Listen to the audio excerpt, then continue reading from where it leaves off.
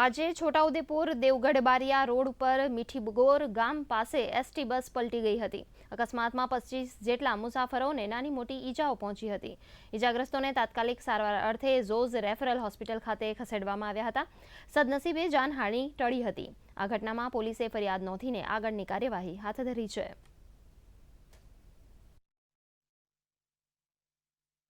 કોઠારાથી સવારમાં આશરે 7:30 વાગ્યાના અરસામાં છોટાઉદેપુર તરફ આવતી હતી, જેમાં 40થી 45 જેટલા પેસેન્જરો બેઠા હતા।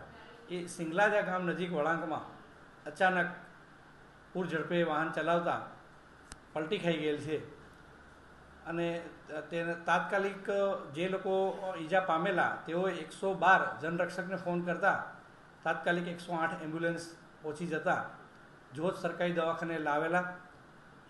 એમાં 20થી 25 જણને ઈજાઓ થયેલી।